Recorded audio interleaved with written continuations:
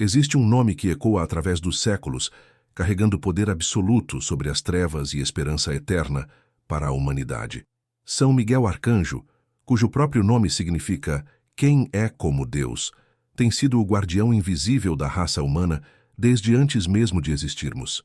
Sua espada flamejante cortou as trevas em 7 momentos decisivos da história, salvando-nos de uma destruição que teria apagado para sempre qualquer vestígio de bem neste mundo. Hoje você vai conhecer essas 7 intervenções extraordinárias que moldaram nosso destino, cada uma delas registrada nas Sagradas Escrituras ou preservada pela tradição milenar da Igreja. O que torna São Miguel único entre todos os seres celestiais não é apenas seu poder devastador contra o mal, mas sua fidelidade absoluta à vontade divina e sua compaixão infinita pela humanidade. Enquanto outros arcanjos têm funções específicas, Gabriel como mensageiro, Rafael como curador, Miguel é o guerreiro, o protetor, aquele que se levanta quando tudo parece perdido e as forças do inferno acreditam ter vencido definitivamente. Nos textos sagrados e na tradição patrística, ele é descrito como um príncipe celestial de majestade incomparável, vestindo armadura que brilha como 1000 sóis, empunhando uma espada que não apenas corta a matéria, mas a própria essência do mal. Seus olhos são como chamas que penetram as trevas mais profundas. Sua voz ressoa como trovão que despedaça montanhas, e sua presença é tão poderosa que demônios fogem em terror apenas ao ouvir seu nome pronunciado com fé.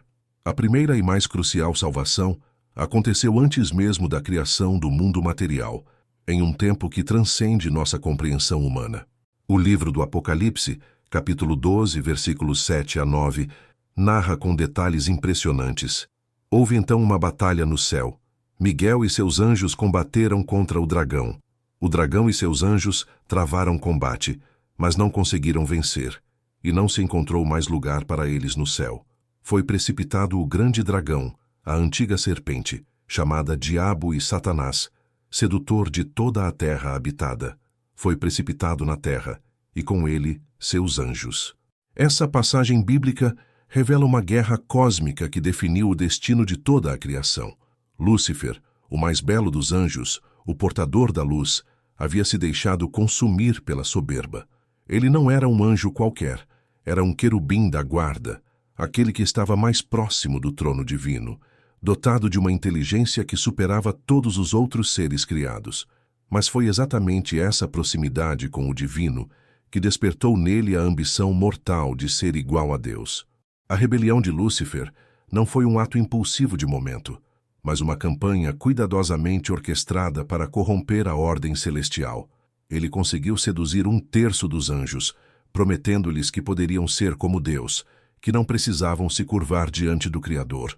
Entre seus seguidores estavam alguns dos anjos mais poderosos da hierarquia celestial, seres que se tornaram os príncipes das trevas que conhecemos hoje.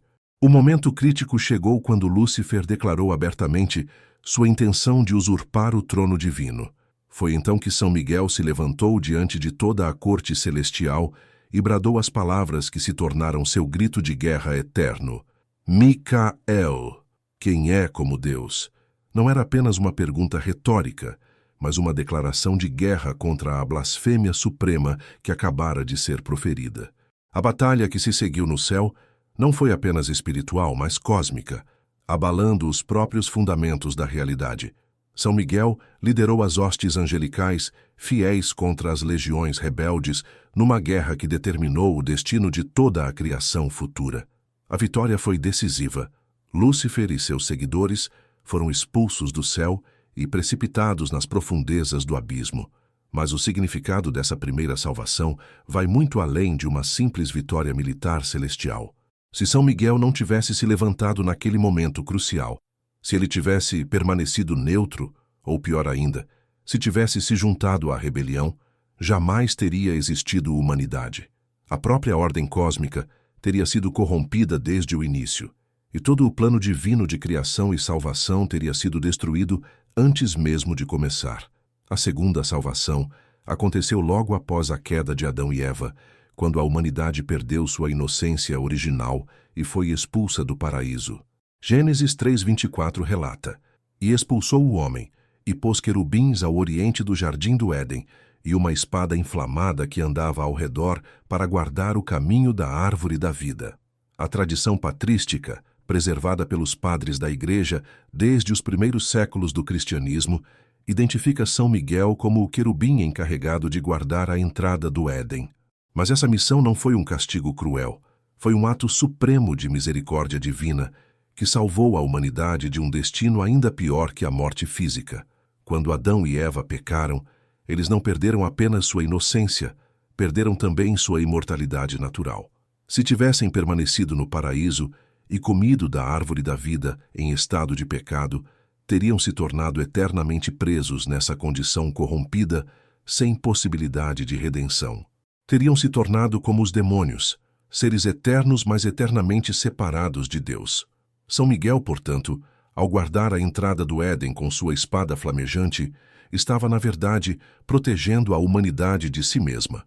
Sua presença ali garantiu que os primeiros pais e toda a sua descendência mantivessem a possibilidade de arrependimento, conversão e eventual salvação.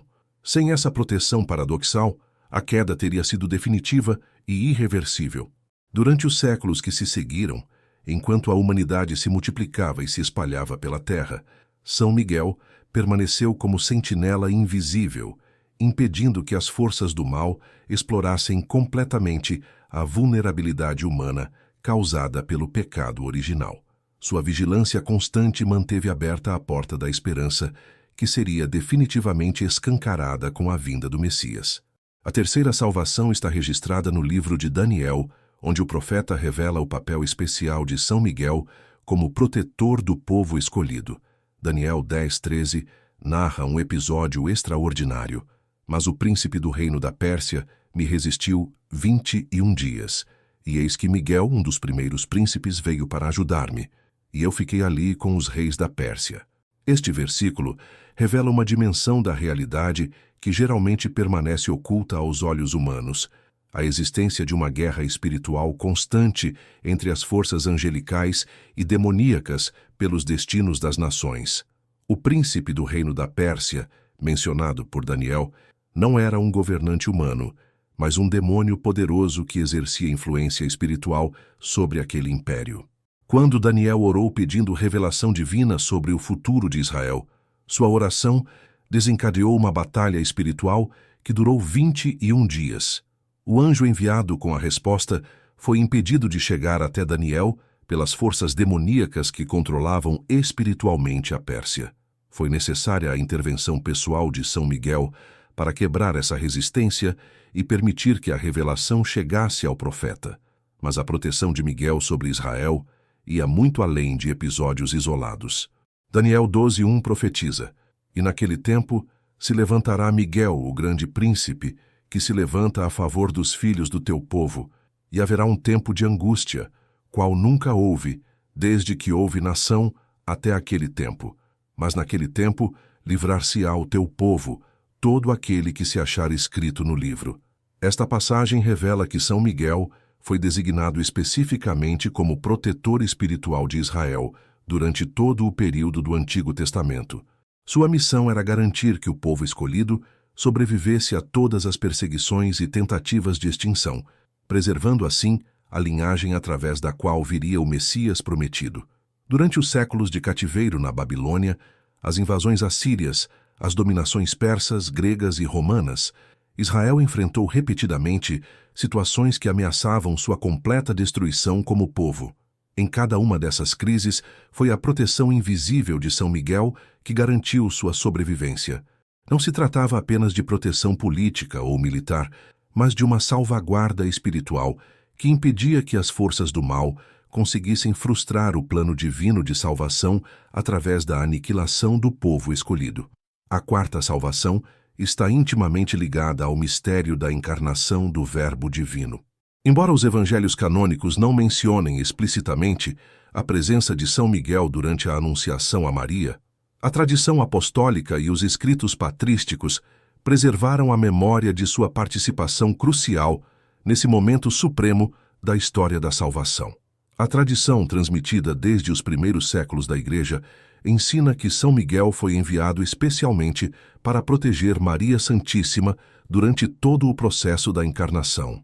Sua missão era garantir que nem Satanás nem qualquer força demoníaca pudesse interferir no mistério que estava se realizando no seio virginal de Maria. Quando o anjo Gabriel anunciou a Maria que ela seria a mãe de Deus, esse momento representou a maior ameaça que Satanás havia enfrentado desde sua expulsão do céu.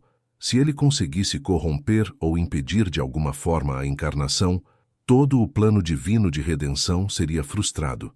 Por isso, mobilizou todas as suas legiões numa tentativa desesperada de impedir que o Verbo se fizesse carne. São Miguel estabeleceu ao redor de Maria uma proteção espiritual tão poderosa que nem mesmo as forças do inferno reunidas conseguiram se aproximar dela durante os 9 meses de gestação. Essa proteção não era apenas externa, estendia-se também ao próprio mistério da união hipostática que estava acontecendo no ventre de Maria, protegendo a natureza divina e humana de Cristo contra qualquer tentativa de corrupção diabólica. A tradição patrística relata que durante o parto de Jesus em Belém, São Miguel materializou-se fisicamente na gruta, sua presença radiante ofuscando a escuridão natural e criando um ambiente de santidade absoluta adequado ao nascimento do Salvador. Sua espada flamejante criou um círculo de proteção que nenhum demônio ousou atravessar. Durante os primeiros anos da vida de Jesus, especialmente durante a fuga para o Egito e o massacre dos inocentes ordenado por Herodes, foi São Miguel quem protegeu invisivamente a Sagrada Família. Cada passo da jornada para o exílio, cada noite de descanso, cada perigo do caminho, estava sob sua vigilância constante. A quinta salvação começou no dia de Pentecostes, quando o Espírito Santo desceu sobre os apóstolos e nasceu oficialmente a Igreja de Cristo. Desde aquele momento, São Miguel tornou-se o protetor especial da Igreja nascente, defendendo-a contra todas as tentativas de destruição nos seus primeiros e mais vulneráveis anos. O livro dos Atos dos Apóstolos, capítulo 12, versículos 7 a 11, narra a libertação milagrosa de São Pedro da prisão. E eis que sobreveio um anjo do Senhor, e uma luz resplandeceu na prisão, e ferindo a Pedro na ilharga, o despertou, dizendo: Levanta-te depressa. E caíram-lhe das mãos as cadeias. E disse-lhe o anjo: Cinge-te e ata as tuas alparcas. E ele assim o fez. E disse-lhe mais: Lança às costas a tua capa e segue-me.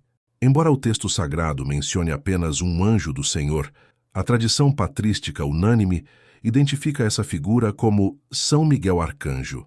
A descrição da luz resplandecente, o poder para quebrar cadeias e adormecer guardas, e a autoridade para comandar o primeiro Papa da Igreja são características que correspondem perfeitamente ao príncipe das milícias celestiais. Mas a proteção de São Miguel sobre a Igreja primitiva ia muito além de libertações espetaculares. Durante os 3 primeiros séculos de perseguição romana, quando ser cristão significava literalmente arriscar a vida, foi a proteção invisível do arcanjo que permitiu que a fé se espalhasse por todo o império, apesar da oposição feroz das autoridades. Cada mártir que morreu nos anfiteatros romanos teve São Miguel ao seu lado, fortalecendo-o para o testemunho supremo.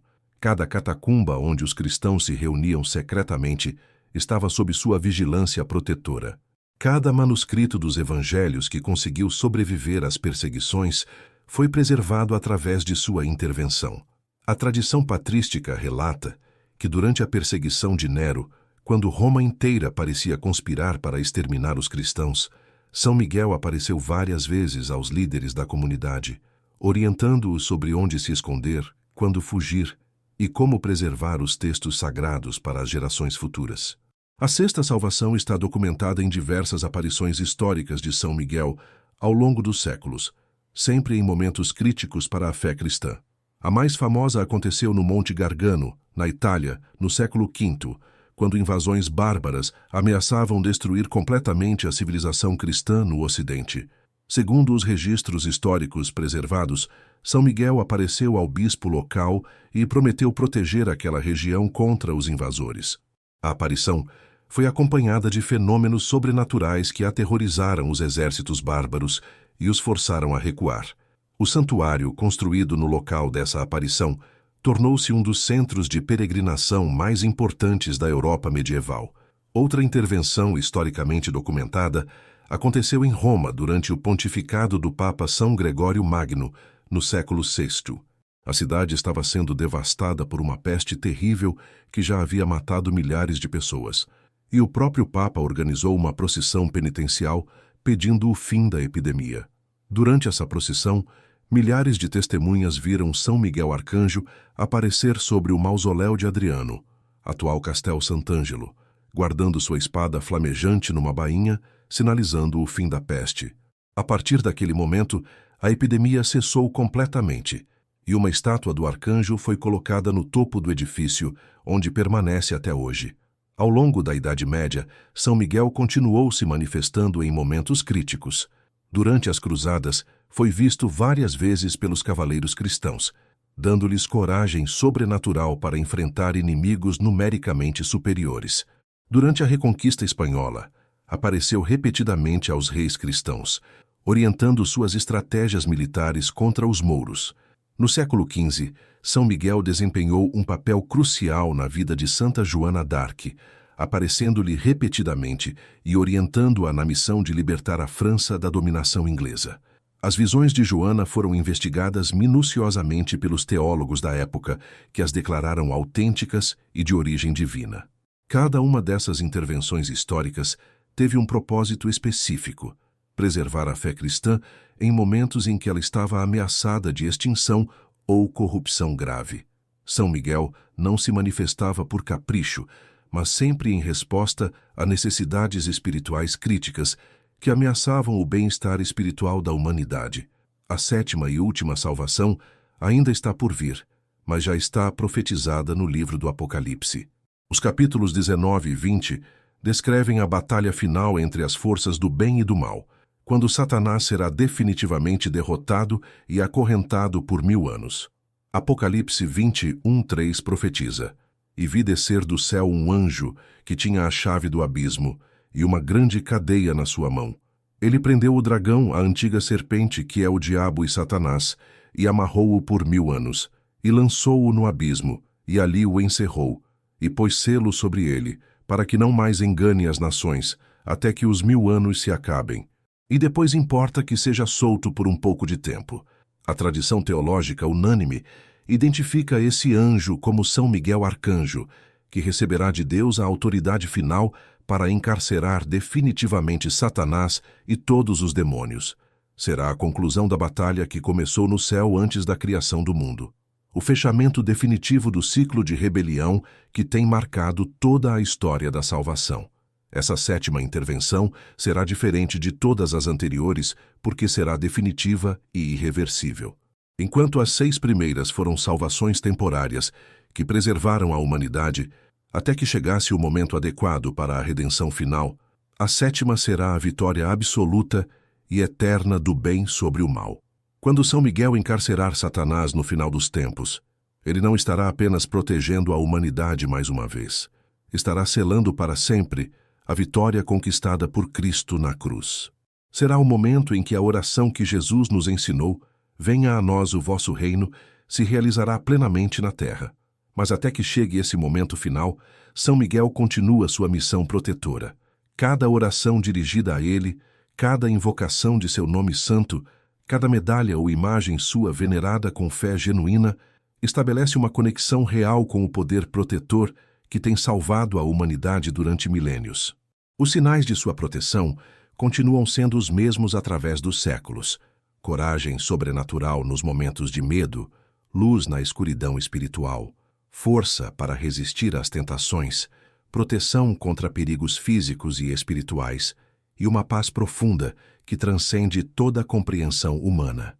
Em nossos dias, quando tantos acreditam que o sobrenatural não existe mais, quando o materialismo tenta convencer as pessoas de que só existe aquilo que podem ver e tocar, São Miguel continua operando silenciosamente, protegendo aqueles que se colocam sob sua guarda, preparando o caminho para sua sétima e última intervenção na história humana. A devoção a São Miguel Arcanjo, portanto, não é apenas uma tradição religiosa do passado, mas uma necessidade espiritual atual. Vivemos tempos em que as forças do mal parecem estar ganhando terreno, quando a confusão moral e espiritual se espalha como uma epidemia, quando muitos perderam a esperança na vitória final do bem.